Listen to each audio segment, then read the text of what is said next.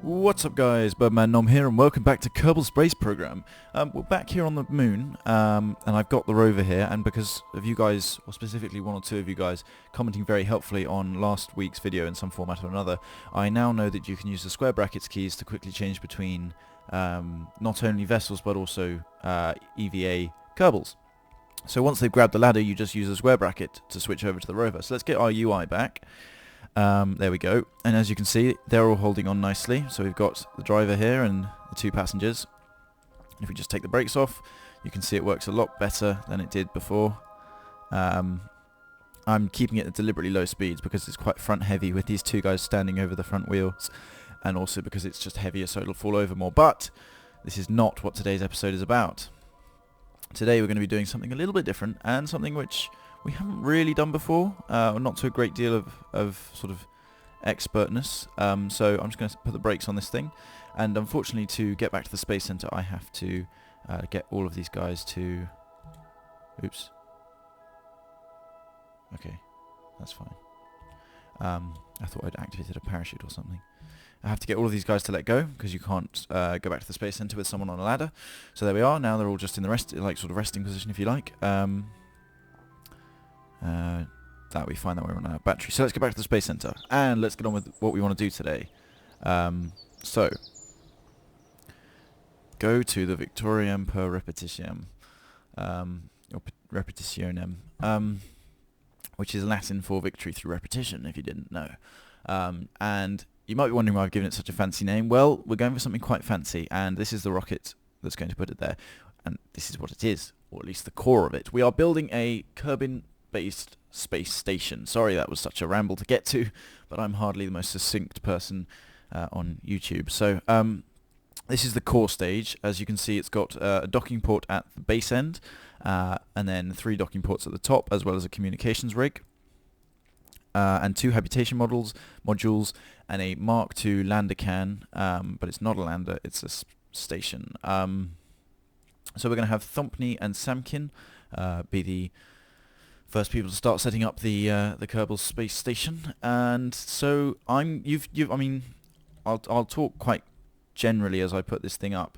But you've seen me launch 100 rockets, and actually the liftoffs are quite annoyingly loud.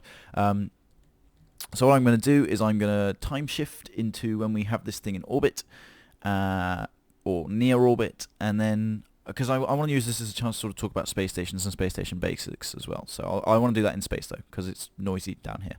So without further ado, let's launch. Let's just check I've done everything right. I need to lock these gimbals so we don't shake ourselves apart. Right, ready and launch. And we're back now. I can get talking about sort of specifics of space stations. As you can see, we have dumped that launch rocket stage. You still have some fuel left in it, but I want to use the other stages to prove that it's pretty crucial you get a standardized launch phase like those 3 rockets. What those 3 rockets are three rockets, and the 2 external ones feed into the middle one. They run out first, then the middle one runs out, and then you use this, and they will get you pretty high up. Now, speaking of height, there's a pretty important compromise to make. It's essentially, with space stations, it's a balance between how far you have to lift your parts, like the core or some other parts we're going to get onto, and how fast you can warp. So I've gone for I'm hoping to get roughly 130,000, although as you can see, and somewhat deliberately I'll admit, although not entirely deliberately I'll also admit, I've set up a wonky orbit because I'm going to be using this stage to circularize. Anyway, you should use, I mean, you should use whatever you like. I use roughly 130,000 because it's over the 125,000 warp limit, so it allows you a 100 times warp, but it's still a relatively low orbit, so in terms of delta V or, fuel, you don't need a huge amount to get relatively big pieces up to it, which is actually a really useful sort of bits to have, because you don't want to be using huge amounts of like rockets and fuel just to get to 200,000 when actually the warp speed isn't that much faster. Now, warp speed is important because you're going to need to do a lot of it to get your pieces to match up in orbit before you can start docking, but we're going to do all of that in a little bit of time. So let's use, and now this is what I call the orbital. We have the launch stage first, gets you into orbit. Now we have what I call the orbital maneuver stage, and this is for circularizing orbits in the case of a core or initial first piece, and closing in on and decreasing distance to other pieces. So if this was a different piece and I wanted to get closer to this piece, I would use this orbital, I was using my hands for some reason, I would use this orbital piece to get me closer before I ditched it, and then used finally the RCS. Now I'm going to warp around to my periapsis. Now my apoapsis is too high and my periapsis is too low. Now this is quite common. It's also relatively easy to fix. So we're now roughly at the periapsis. I'm going to take the SAS off. Sadly we don't have any sunlight to do this in, but that'll be alright. I'm sure it'll be alright. So we don't want to boost now, because boosting now would increase the apoapsis. We want to wait till we're at our retrograde, which is on the opposite side of the nav ball, so keep spinning around. And also, with smaller pieces, you don't need RCS to maneuver them in space.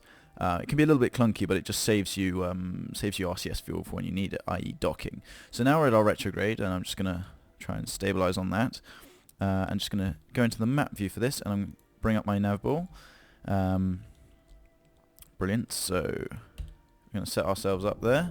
And now I'm going to set the boost up, and I'm going to bring down this apoapsis to about 130,000, because that's where we're aiming to circularize.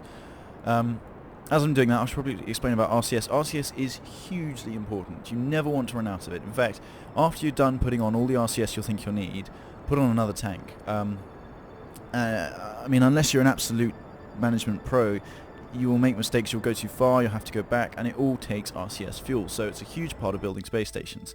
There we go, that's very close to 130,000. And now what we're going to do, roughly speaking, is to warp round to the apoapsis. Now this is a nice part. As you saw, our retrograde was at the periapsis, which means our prograde will be, roughly speaking, at the apoapsis, so we can push this out. Now, yeah, so as I was saying, RCS, hugely important for space stations. Make sure you've got plenty. Now, we're here at the apoapsis, and we're very close to our prograde, so I'm just going to move us up a tiny bit. And I'm going to put my mouse over the periapsis so I can see what sort of distances we've got. Boost up, and you can see 10, 15, 20, and it's going to start moving around as we get close to 30.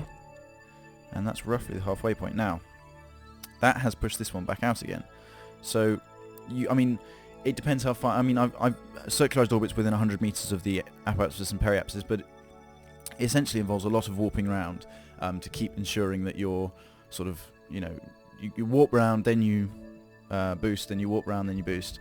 But I think I'm only going to do one more warp, and there you go. There's the 100 times, which is like that's a very nice speed for orbital maneuvers, because it means you can go and do, you can just let things play out relatively quickly and not waste a huge amount of time waiting for them to happen. Now, which one is this? This is my retro. Okay, so I'm going to actually circularize. I'm just going to use a tiny bit of RCS just to slow myself down there, because I was moving a little bit too quickly. We're on the sunny side now, sunny side up, and there's the moon as well, where we have our rover and our lander. So we're nicely positioned here. I'm just going to put on a tiny bit of boost, but as you can see, you don't need much to make a difference. So that's 129779.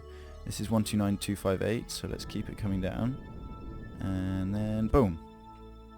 129267, 129256, and I've probably gone too far, 260, 249. So there you go. There's a circularized orbit where the apoapsis and periapsis are within 20 meters of each other, which is, you know, that's circular for all